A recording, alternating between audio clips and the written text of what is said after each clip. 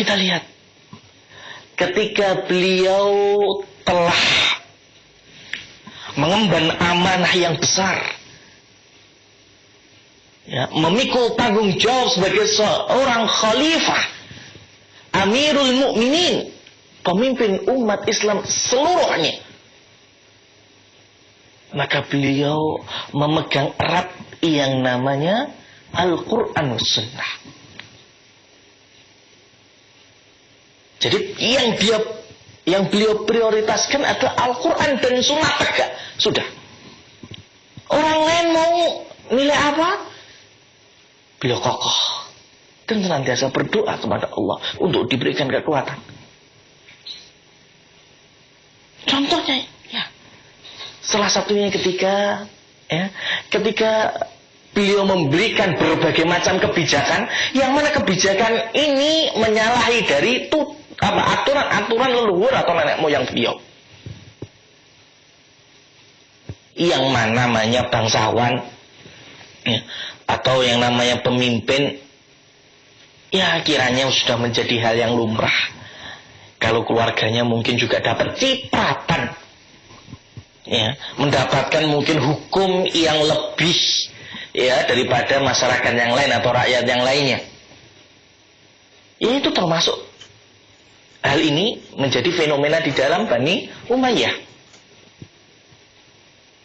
Jadi keluarga Umayyah ini mendapatkan, ya, berbagai macam kelebihan daripada rakyat yang lainnya atau bangsawan-bangsawan yang lainnya. Tetapi di masa Khalifah Umar bin Abdul Aziz hilang semuanya.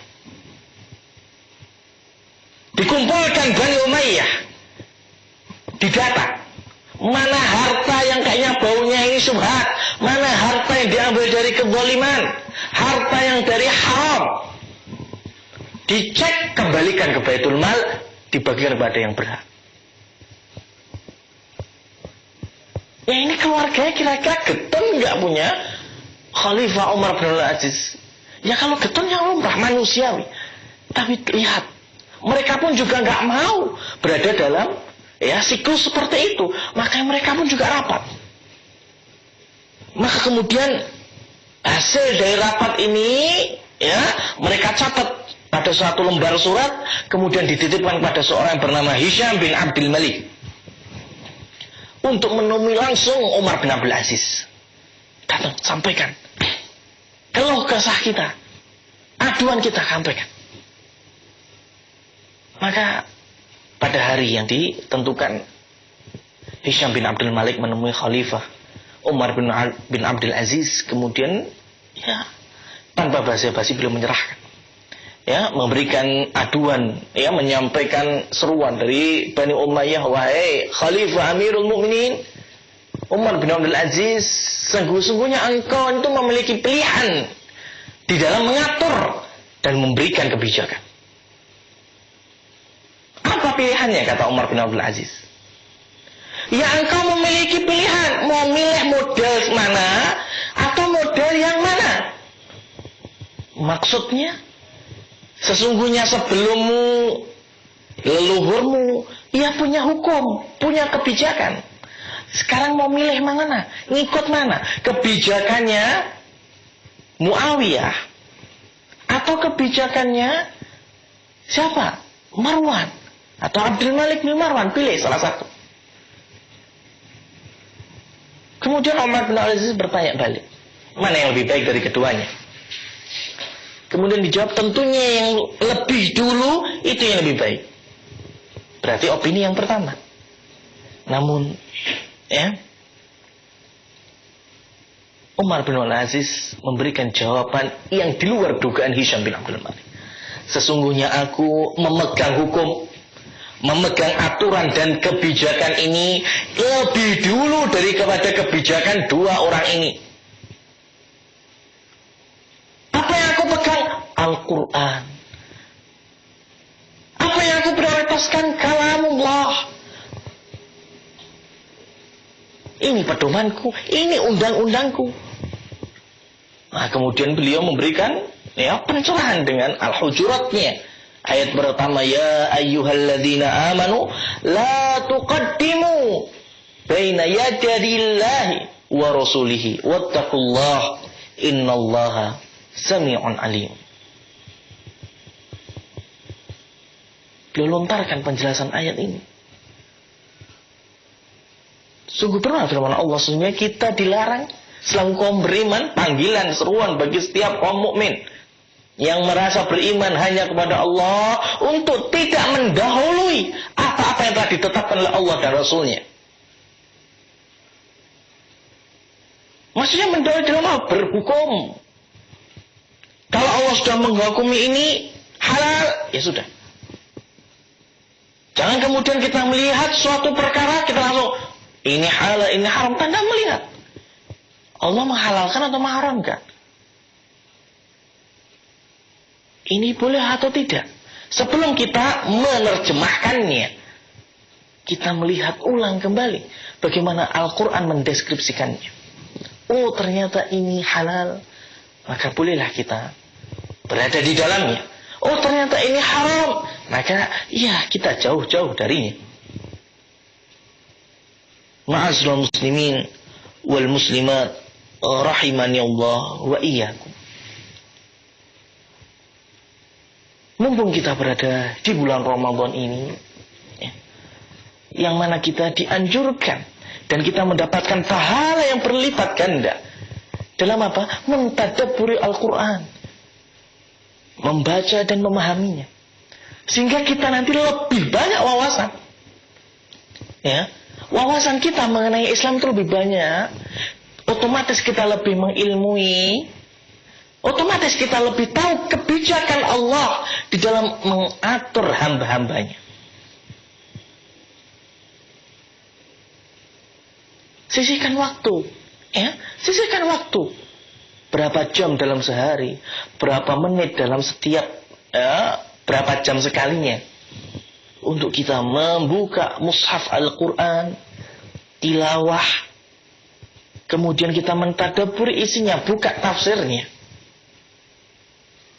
Kalau belum paham bisa ditanyakan kepada orang yang lebih paham atau amalah ahlinya.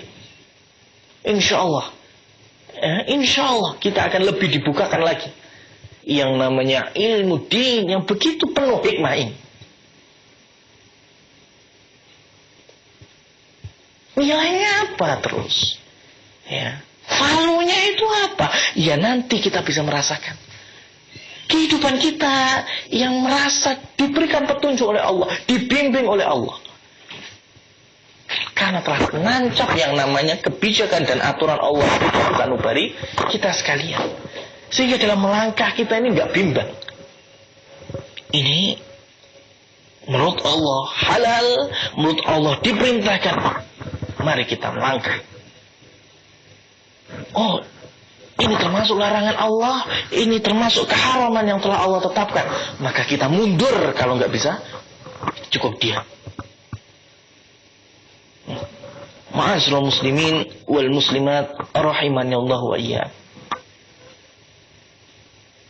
Salah seorang sahabat yang mulia, Mu'ad bin Jabal radhiyallahu anhu, ketika diutus untuk berdakwah di Yaman, maka beliau bertanya kepada Mu'ad bin Jabal ini, wahai Mu'ad, di dalam hadis beliau yang cukup panjang, apa yang bakal engkau putuskan? Ya, dengan apa engkau memutuskan suatu perkara ketika engkau berada jauh di Yaman sana, jauh daripada diriku, jauh daripada sahabat-sahabat yang lain yang mungkin bisa memberikan masukan, ide dan sebagainya. Aku yang mungkin bisa turun wahyu langsung melalui perantara salah satunya malaikat Jibril. Maka Mu'ad bin Jabal menjawab, ya aku putuskan dengan kalam Allah. Keputusannya sesuai dengan Al-Quran. Lah kalau perkara yang nggak ada di dalam Al-Quran, dengan apa engkau memutuskan? Yaitu dengan sunnahmu ya Rasul. Lah kalau di dalam Al-Quran nggak ada, dalam sunnahku nggak ada, bagaimana engkau memutuskan? Maka saat itu aku memutuskan dengan ijtihadku. Maka kemudian Rasulullah memuji Allah, mensucikannya, subhanallah. Walhamdulillah yang telah memberikan taufik kepada seseorang yang lebih mengutamakan Allah dan Rasulnya. Seorang Mu'adz bin Jabal radhiyallahu anhu, yang mana lebih mengedepankan hukum Allah, hukum Rasulnya, baru kemudian hukum yang ada yang dinilai ini yang terbaik. Maka kalau dilihat di dalam kisah Umar bin Abdul Aziz, ternyata nggak jauh beda. Semua perkara beliau hukumi dengan Al-Quran. Tidak ada dalam Al-Quran, dengan hadis, tidak ada dalam hadis, baru beliau berijtihad. Maka banyak sekali ijtihad Umar bin Abdul Aziz sesungguhnya, khususnya di dalam masalah fikih, baik masalah zakat, ya, madu, kemudian zakat harta benda yang lainnya, dalam masalah siam juga. Cuma ini kiranya tidak bisa kita sampaikan pada hikayat beliau yang sungguh panjang dan lebar ini. Sebagaimana yang kami aturkan, kita akan mengambil hikmah dari sifat beliau yang subhanallah. Kita telah mengambil tentang khosyahnya, kita telah mengambil lagi tentang tawadhu'nya. Maka sekarang kita akan mengambil sifat beliau yang ketiga, yaitu zuhud. Kalau kita percaya ataupun tidak percaya, kita cari biografi ataupun buku-buku yang berkaitan dengan Umar bin Abdul Aziz, kita lihat ternyata banyak sekali kitab-kitab yang mendeskripsikan beliau dengan sifat beliau yang sungguh agung, yaitu zuhud. Umar bin Abdul Aziz Khalifatul Zahid salah satunya. Atau di biografi-biografi yang lainnya pasti, ya, yang sudah ada dan tercipta ini, di dalamnya pasti ada sosok beliau yang memiliki dan bersifat zuhud. Apa itu zuhud? Ya, maka kita akan mengenal beliau dengan sifat zuhudnya. Ma'asyiral muslimin wal muslimat rahimani Allah wa iyyakum. Pernah suatu ketika, ya, ini sebagai pelajaran yang agung, khususnya kita berada pada bulan Ramadan, ketika kita dalam kondisi iftar atau berbuka. Dan hendaknya dalam satu bulan ini pun kita juga mengais yang namanya sifat zuhud ini. Lihat bagaimana sosok seorang Khalifah Umar bin Abdul Aziz yang sebetulnya kalau beliau mau berfoya-foya ya mampu gitu loh. Beliau mau bersenang-senang seperti hanya pemimpin-pemimpin yang lain, ya bisa. Tetapi kenapa kok beliau nggak melakukan? Ya karena beliau tahu itu adalah suatu perkara yang sia-sia, tafzir, atau bahkan terjerumus ke dalam suatu kebinasaan yang bernamakan maksiat. Maka beliau nggak melakukannya. Pernah suatu ketika beliau memberikan pelajaran khusus untuk Bani Umayyah. Dipanggil di istana. Tetapi sebelumnya beliau, Khalifah Umar bin Abdul Aziz, meminta juru masak istana untuk memperlambat menyajikan hidangan. Dan Saikoki pun juga patuh terhadap Amirul Mukminin. Maka ketika semua Bani Umayyah kumpul sebagian besarnya, kemudian ya ramah-tamah dan sebagainya, dilihat dan dirasakan oleh Umar sudah mulai banyak yang rasa lapar, ngantuk, klusak-klusek. Kenapa? Karena nggak biasa menahan lapar. Ya, nggak biasa beliau menahan, nggak biasa Bani Umayyah menahan lapar karena bangsawan. Balung gajah ini kata orang. Ya, anak keturunan dinasti Umayyah ini yaitu Amirul Mukminin, yang mana mereka mendapatkan jatah dari harta-harta kaum muslimin, dari pajak dan upeti yang lainnya, jizyah dari kaum kafir. Maka dari sini Umar merasakan, dan ini untuk pelajaran bagi mereka bahasanya, ya seperti inilah kondisi rakyat-rakyat di luar sana. Maka setelah beliau mengetahui kondisi Bani Umayyah yang ada di istana, klusa kelaparan, beliau tanya, kalau Kalau saya hidangkan kurma dan tepung, kira-kira mau nggak? Maka semuanya hampir semua menjawab, ya seadanya sudah. Maka dihidangkanlah kurma dan tepung, yang mana dua menu ini sudah jarang mereka konsumsi. Karena mereka sudah terbiasa dengan makanan-makanan yang lezat, hidang-hidangan yang mewah. Mereka habiskan semuanya itu. Sehingga ketika mereka sudah dilihat merasakannya, baru kemudian memberikan isyarat kepada sang koki, yaitu Amirul Mukminin Umar bin Abdul Aziz, untuk menyajikan makanan yang mewah, makanan yang lezat. Maka ketika dihidangkan tidak ada yang menyentuhnya. Ketika ditanya, ngapain kok nggak disentuh? Nggak disaji. Kenapa nggak pada nyantap ini? Ini makanan-makanan yang mewah, yang biasa kalian makan, kalian suka. Sesungguhnya kami sudah nggak muat lagi. Sesungguhnya kami sudah merasakan yang dan seterusnya dan lain sebagainya. Maka kemudian Umar bin Aziz pada akhir dari kondisi ini menceritakan, ya seperti inilah. Sesungguhnya perut kita jauh daripada qanaah. Lantas bagaimana kalian nanti bisa merasakan, bisa meminta menu-menu yang lain ketika di neraka?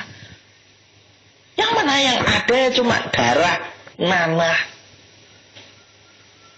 buah-buahan yang berduri, subhanallah, air yang mendidih.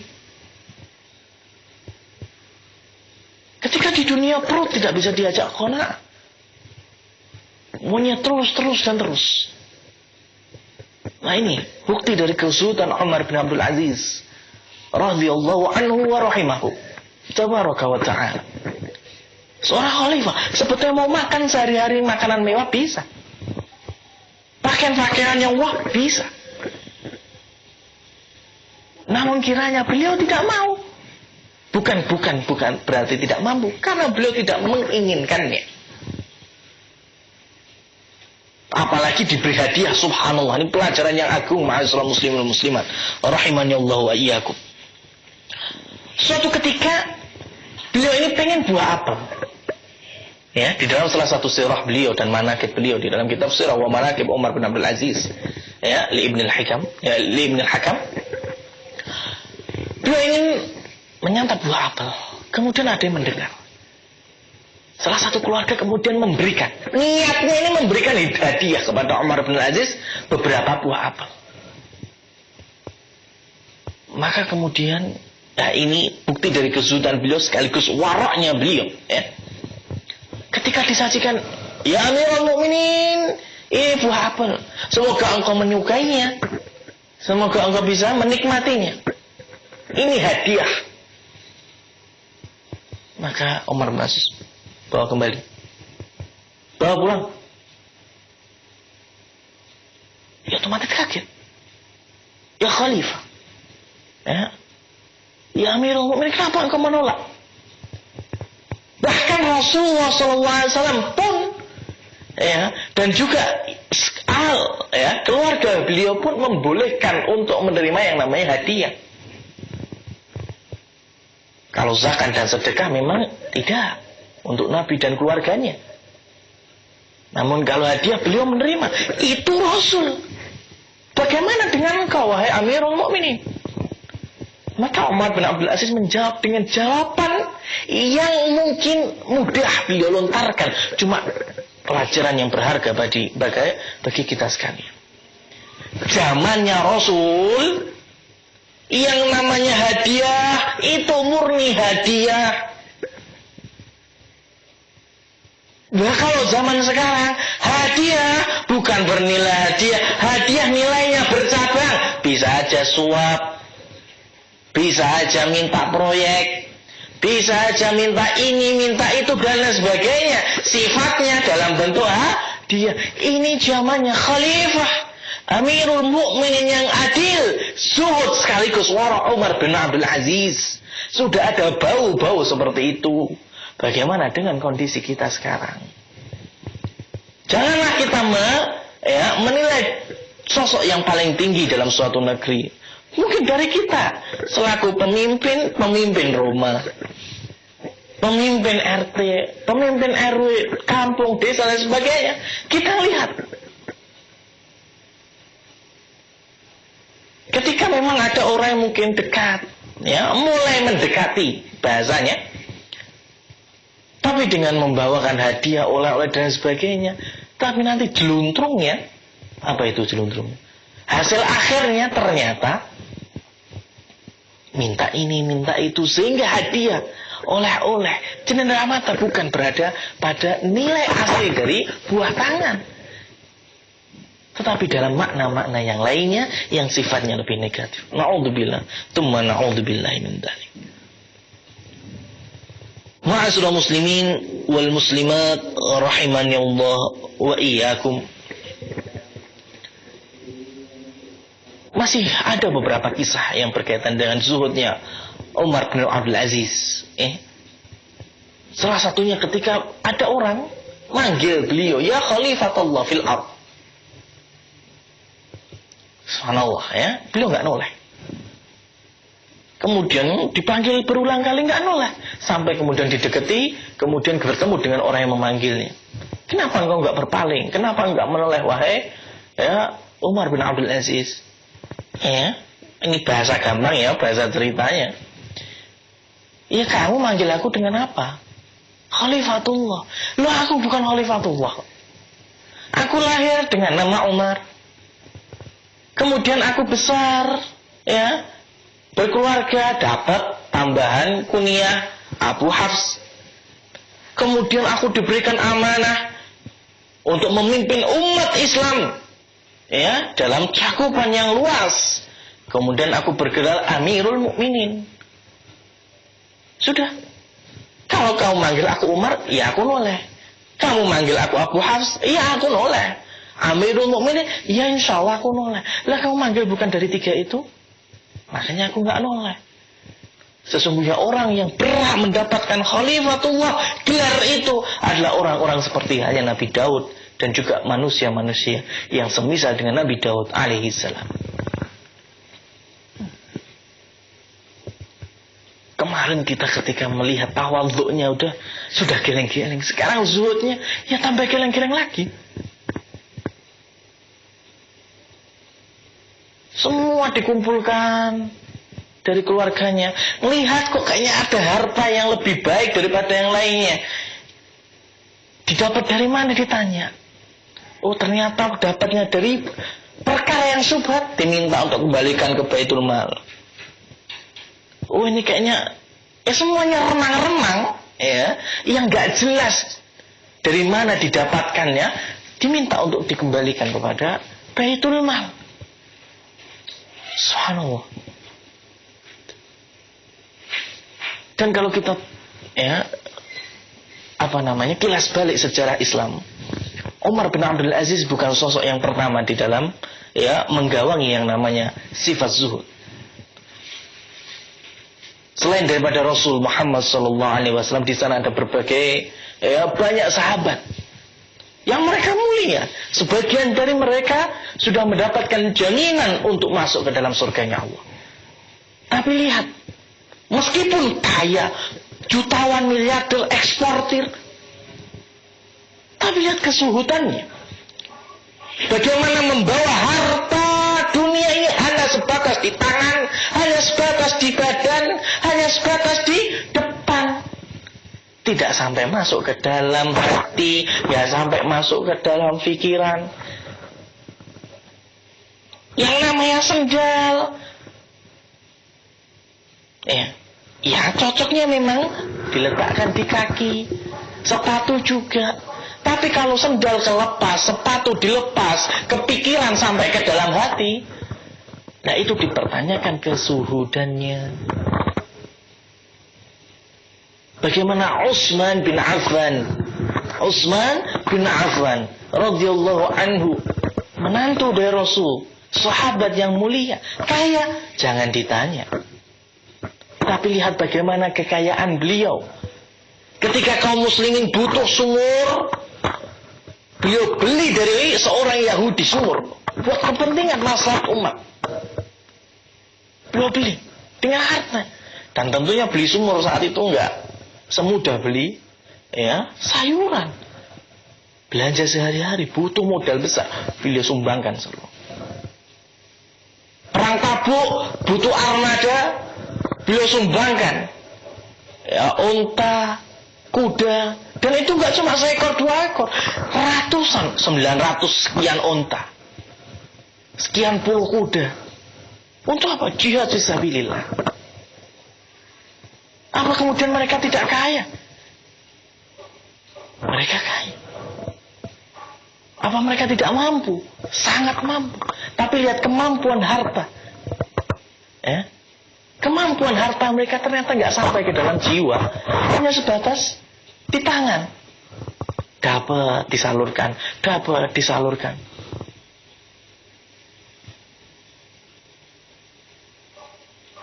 Kemudian, ya, cici daripada Rasul Muhammad SAW, ya, Ali bin Husain bin Ali. Cici dari Rasulullah SAW, lihat bagaimana beliau menyembunyikan sedekahnya, ya, menyembunyikan sedekahnya yang mana setiap malam beliau keluar sendiri manggul yang namanya gandum, tepung atau beberapa bentuk bahan pokok untuk disedekahkan. Beliau panggul sendiri, sehingga ketika pagi, siang, sore orang melihat Ali ini orang yang kaya, jutawan, tapi kok nggak pernah keluar sedekah infaknya. Kikir ini orang. Ini kacamata manusia. Tapi lihat setiap malam beliau keluar sendiri ketok pintu. Orang-orang yang fakir, orang yang miskin beliau kasih. Sehingga ketika meninggal, orang-orang ingin memandikan jenazahnya, mengkafannya, baru terlihat punggung dari Ali bin Husain bin Ali ini lebam, berwarna hitam.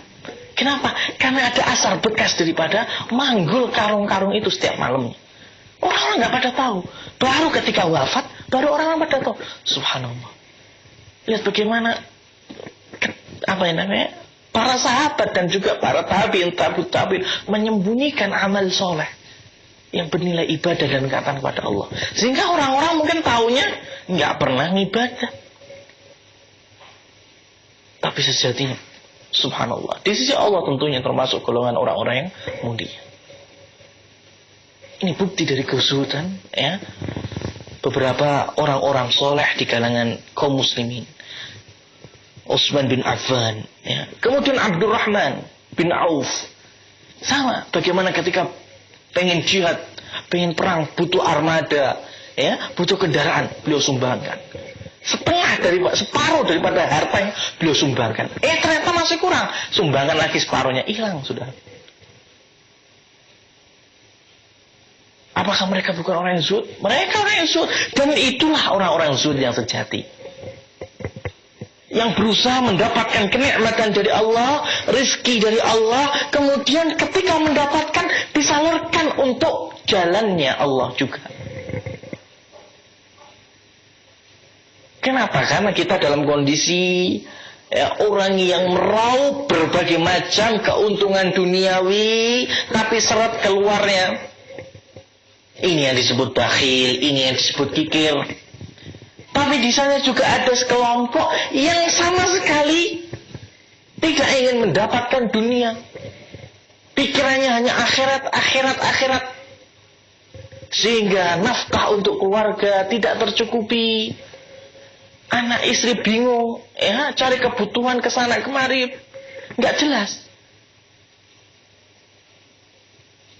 Lahiriahnya tidak mengindikasikan bahasanya dia itu indah, rapi, bersih. Nah, kita ini berada dalam golongan yang pertama dan yang kedua.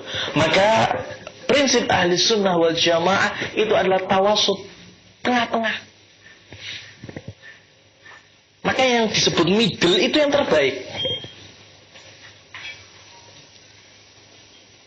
Ketika berusaha mendapatkan harta dengan cara bekerja mencari nafkah, subhanallah, dianjurkan, bahkan diperintahkan untuk menafkahi keluarga.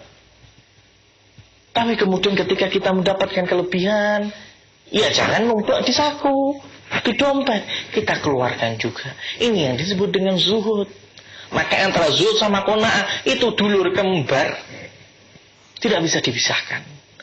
Ma'asyiral muslimin wal muslimat rahimani Allah wa iyyakum.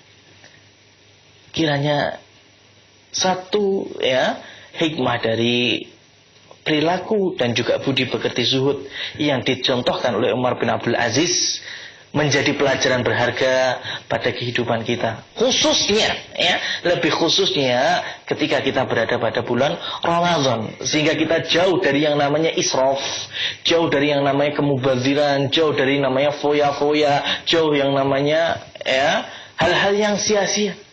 Sehingga nanti insya Allah pada edisi yang Jumat ke depan kita berada pada sifat terakhir dari Umar bin Abdul Aziz yang mana memang kita hentikan sampai saat itu sehingga nanti kita bisa melanjutkan kisah akan kekhalifahan dan juga wafatnya beliau radhiyallahu wa rahimahullahu tabaraka wa taala, yaitu wara'.